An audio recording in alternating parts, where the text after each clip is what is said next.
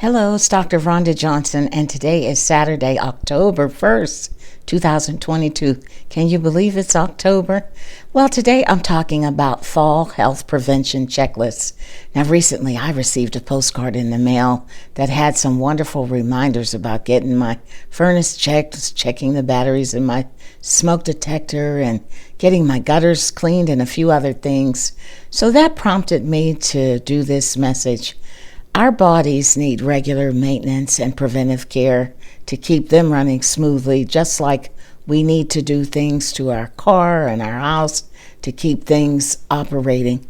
Now, many people put off screenings and routine preventive care during the pandemic, so if that was you, don't put off your health maintenance any longer. Schedule your appointments and get screened. Now, what screenings might you need? Well, for adults, men and women of all ages, you need dental checkups, eye exams, a complete physical, a mental health screening for anxiety, depression, and mental health conditions. And don't forget your immunizations. And some people need a foot checkup as well. Now, if you're sexually active and you engage in high-risk sexual activities, you may want to consider being screened for sexually transmitted infections, including HIV, syphilis, chlamydia, gonorrhea, because those are all on the rise, and possibly hepatitis B, hepatitis C, and oral and genital herpes. Some labs offer this STI testing without a doctor's prescription and a modest fee. Look online for this. Now, October is Breast Cancer Awareness Month. So I want to kickstart this by talking a little bit more about breast cancer. Well, breast cancer is one of the most common cancers in women. 1 out of 8 women in the United States will get breast cancer during her lifetime. Now, men can get breast cancer too, although men account for less than 1% of breast cancers in the United States. Now, breast cancer often shows up in women as a lump or area that feels very firm in the breast or the armpit, or fluid coming out of the nipple, and that's not normal if you're not nursing, and skin on the breast that is itchy, red, flaky, or dimpled. Now, the good news is that mammograms, those special x-rays, can help catch breast cancer early, and most women can survive breast cancer if it's found and treated early. So how often should you get mammograms? Well, there's 2 trains of recommendations. So if you're between the ages of 40 and 49, talk to your doctor about when to start getting mammograms and how often to get them.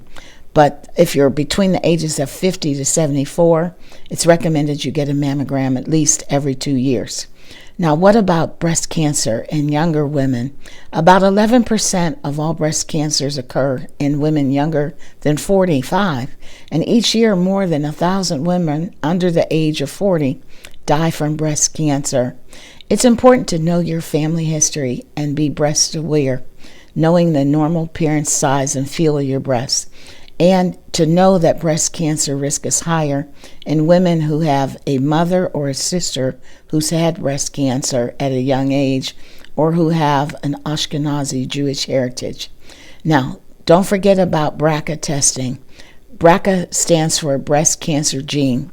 Everyone is born with a breast cancer gene, but normally these genes work to suppress cancers from growing, but if they have mutations, they're no longer able to suppress tumors. They lead to an increased risk of breast cancer, ovarian cancer, prostate cancer, and pancreatic cancer. So talk to your doctor to see if you need to have BRCA gene testing done. Lastly, to reduce your risk of cancer, you should first and foremost limit alcohol, stop smoking, be physically active, breastfeed if you are pregnant, and maintain a healthy weight. And if you're postmenopausal, talk to your doctor about limiting postmenopausal hormone therapy. You notice I've said one thing throughout this message: the importance of having a doctor, working with your doctor, talking to your doctor, and following the recommendations of your doctor.